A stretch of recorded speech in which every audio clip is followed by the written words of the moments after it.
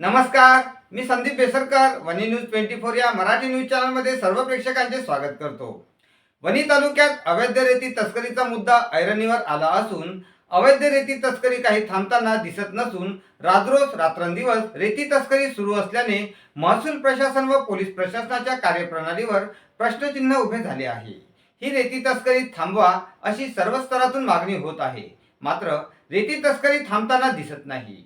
वनी तालुक्यातील बेलोरा रेती घाट हा अवैध असल्याचा पत्रकार परिषदेत आंबेडकरी जन आंदोलनचे अनिल तेलंग आणि प्रहार पक्षाचे मुबीन शेख यांनी केला आहे। हा घाट वैद्यकीय अवैध हे महसूल प्रशासन ठरवेल, मात्र या बेलोरा रेती घाटातून अवैध मार्गाने रेती उपसा सुरू असल्याने हा घाट अवैधच आहे असे म्हणायला काही हरकत नाही।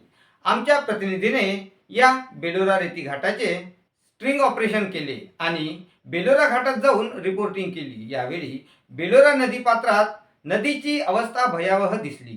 नदीपात्रात मोठमोठे पोकलॅन मशीनच्या टायरचे ठसे घाटात दिसून आले आणि मोठमोठे खड्डे, रेतीचे ढिगारे दिसून आले। बघूया बेलोरा रेती घाटाचा लाईव्ह व्हिडिओ, ज्यामध्ये कोलीने टाकलेला ढिगारा उपसून नदीपात्रात रस्ता बनवण्यासाठी टाकलेली अवैध ओबी, माती आणि नदीचा काठ किंवा तीर उपसलेली जमीन आपण चित्रीकरणात बघत आहोत। तो वनी तालुक्यातील बेलोरा रेती घाट आहे।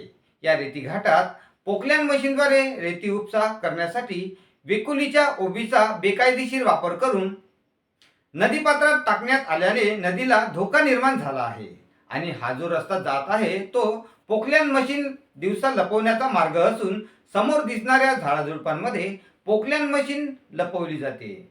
हे जे खोदकाम करण्यात आले आहे ते रेती उपसा करण्यासाठी वापरण्यात येणाऱ्या पोकलॅन मशीनने करण्यात आले आहे। नदीपात्रात असे खोलखड्डे करून आयवा ट्रक भरून नदीच्या पाण्यातून रेती उपसा सुरू आहे। अशा पद्धतीने बेलोरा रेती घाटातून रेती उपसा सुरू आहे। यात जर घाट लिलाव झाला असेल आणि अवैध उपसा करण्यात येत असेल तर यावर कडक कारवाईचे निर्देश जिल्हाधिकारी व शासनाने दिले आहे। घाटधारक जर दोषी आढळल्यास उपसा करणाऱ्यावर पर्यावरण संरक्षण अधिनियम, भारतीय दंड संहिता IPC अंतर्गत गुन्हा दाखल होऊ शकतो। यात वाहन जप्त, लाखो रुपयाचा दंड होऊ शकतो आणि कारावासाच्या शिक्षेची तरतूद करण्यात आली आहे। बेलोरा रेती घाटाचा रेती उपसा हा पर्यावरणाला धोका निर्माण करणारा आहे। निर्माण होऊन गावाला व शेतकऱ्यांना धोका निर्माण होण्याची शक्यता आहे। नदीच्या नैसर्गिक प्रवाहास धोका निर्माण झाल्या याला जबाबदार कोण राहणार?